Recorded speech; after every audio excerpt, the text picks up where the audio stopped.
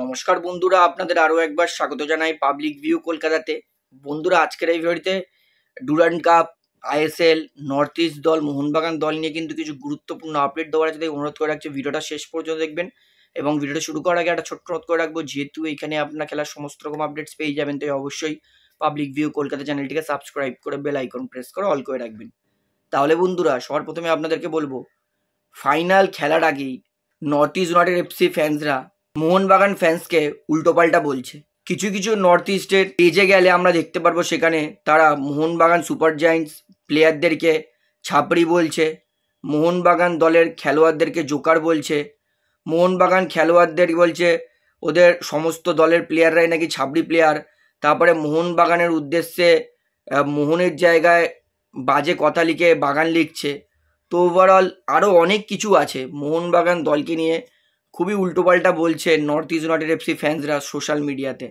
আমি একটাই কথা বলবো নর্থ ইস্ট ফ্যান্সদেরকে, কিছু কিছু নর্থ ইস্ট ফ্যান্সদের জন্য কিন্তু এই জিনিসটা হচ্ছে, এবং তাদেরকে আমি হাত জোর করে রিকোয়েস্ট করব এই সমস্ত বন্ধ করুন। কারণ নর্থ ইস্ট ইউনাইটেড এফসি দলের পক্ষে কারোর কোনো হেট্রেড নেই। আমি কলকাতার একটা ফুটবল ফ্যান। আমি যদি কলকাতার কোনো ক্লাবকে সাপোর্ট করি ফুটবলে, সেটা হচ্ছে নর্থ ইস্ট ইউনাইটেড এফসি। তো আমি এই যে আচরণগুলো কিছু কিছু নর্থ ইস্ট ফ্যান্সরা করছে, সেটাতে কিন্তু সত্যিই খুব খারাপ লাগছে।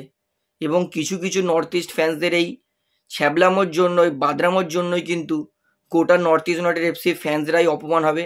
এবং যারা যারা নর্থ ইস্টকে সাপোর্ট করবে, তারাও কিন্তু নর্থ ইস্টের প্রতি একটা হেট্রেড চলে আসবে। কিছু কিছু মোহনবাগান সমর্থক এটাও লিখেছে যে আমি মোহনবাগান সমর্থক, কিন্তু আমি চাই এই কাপটা নর্থ ইস্ট জিতুক। অর্থাৎ মোহনবাগান ফ্যান্সরাও নর্থ ইস্টকে সাপোর্ট করছে। সেই কারণে নর্থ ইস্ট ফ্যান্সরা এইসব বাজে আচরণের জন্য, বাজে কথার জন্য কিন্তু যেইটুকুনি সম্মান আছে নর্থ ইস্টের জন্য, সেই সম্মানটুকুও কিন্তু হারিয়ে ফেলবে। তো নর্থ ইস্ট ফ্যান্সরা কিন্তু খুবই লাফালাফি শুরু করেছে।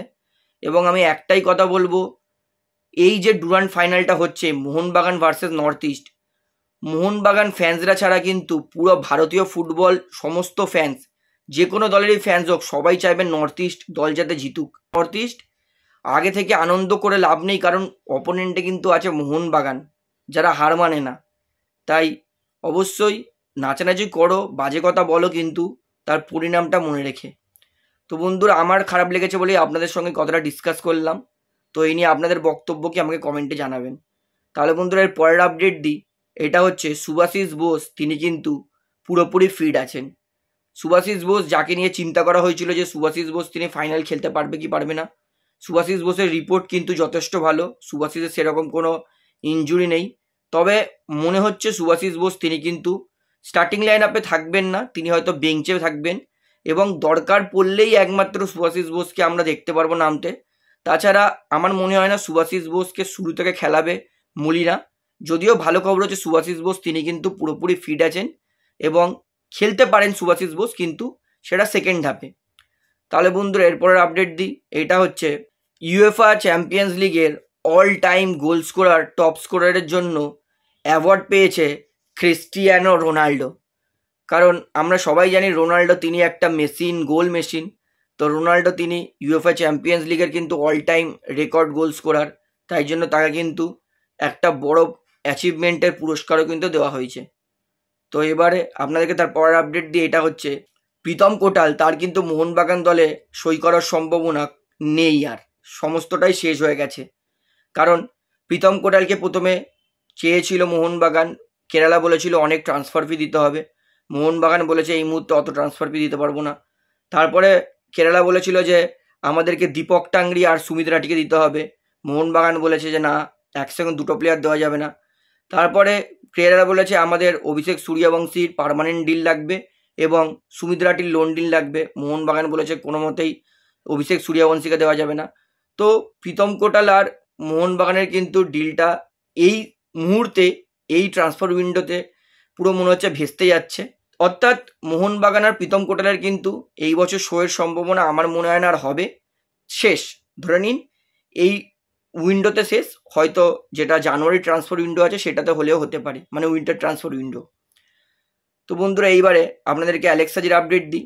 অ্যালেক্স সাজির সম্ভাবনাও কিন্তু মোহনবাগান দল এবং ইস্টবেঙ্গল দলে কিন্তু শেষ হয়ে যাচ্ছে, কারণ হায়দ্রাবাদ এফসি তারা কিন্তু অ্যালেক্স সাজির কন্ট্রাক্ট রিটেন করার চেষ্টা করছে, এবং যেহেতু আমরা জানি হায়দ্রাবাদে প্লেয়ার নেই, তাই হায়দ্রাবাদ যদি একবার টিম দাঁড় করিয়ে নেয় তাহলে কিন্তু হায়দ্রাবাদ অ্যালেক্স সাজিকে ছাড়বে না। এবং তার পাশাপাশি কিছু কিছু প্লেয়ার যারা এই মুহূর্তে ব্যাঙ্গালোরের কিছু প্লেয়ার যারা হায়দ্রাবাদ থেকে গেছে, তারপরে কিছু কিছু কিন্তু ভারতীয় প্লেয়ার আবার হায়দ্রাবাদে ফিরিয়ে দিতে হবে, কারণ এটাই AIFF কিন্তু ঘোষণা করেছে, অর্থাৎ কিছু কিছু প্লেয়ার যারা হায়দ্রাবাদ থেকে চলে গেছিল তাদের কিন্তু ফিরিয়ে দিতে হবে হায়দ্রাবাদ দলকে।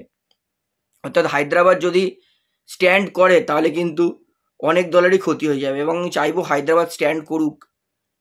তাহলে বন্ধুরা আজকের আপডেটে এতটাই বলার ছিল, আশা করি সমস্তটা আপনারা বুঝতে পেরেছেন। তো ভিডিওটি এখানে শেষ করছি, আশা করি ভালো লাগলো। তো ভিডিওটি ভালো লাগলে অবশ্যই লাইক করুন, কমেন্ট করুন, শেয়ার করুন, এবং বন্ধুরা চ্যানেলটি তার নতুন আছেন সবাইকে একটা অনুরোধ করবো তারা অবশ্যই পাবলিক ভিউ কলকাতা এই চ্যানেলটিকে সাবস্ক্রাইব করে বেল আইকন প্রেস করে অল করে রাখবেন। ধন্যবাদ।